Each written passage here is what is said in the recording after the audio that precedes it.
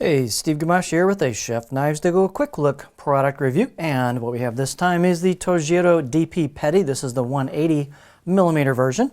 So they've been, Mark's been carrying, widening and expanding his offerings in this line. So they've got a lot of great knives in this line.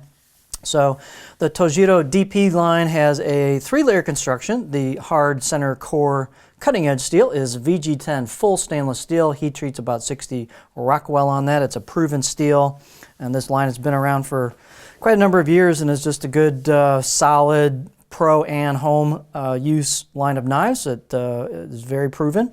The construction, as I mentioned, is 3 layers. So on either side of that hard core stainless steel, they've got a soft stainless cladding.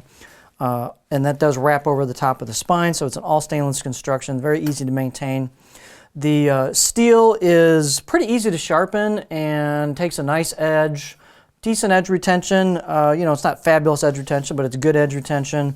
And again, easy to sharpen, easy to strop, easy to maintain, pretty forgiving steel. So it's a quality rendition of VG10. The weight and dimension should be pretty similar from knife to knife. This is 94 grams or 3.3 ounces on weight, and the overall length, or I should say the edge length, is about 180 on the money, or about 7 inches, and the overall length is about 290 millimeters for the entire knife. The spine thickness on these is pretty much the same all the way through till you get to the taper towards the tip.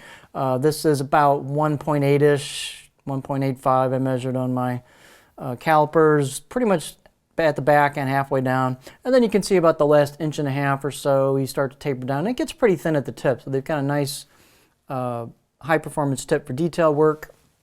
Not a particularly tall knife. It's about 31.5 millimeters at the heel, so it's kind of utility style, definitely petty style, and we get reasonably thin at the edge as well. So these are nice performing knives. The handles are very durable. They are black micarta, which is a very stable, dimensionally stable product. It doesn't really shrink or expand much at all over time. You've got a full stainless steel tang all the way through. You have full stainless rivets. You've got a nice stainless bolster that flows into the blade. Fit and finish is very consistent on these. You can see your cladding line there, that little kind of solid line. And there's a shiny edge bevel at the very edge.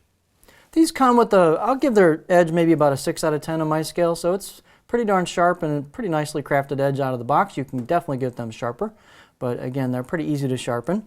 That's the left side of the blade. This is the right, or it should be the right side of the blade. This is the left side of the blade as you'd be holding it.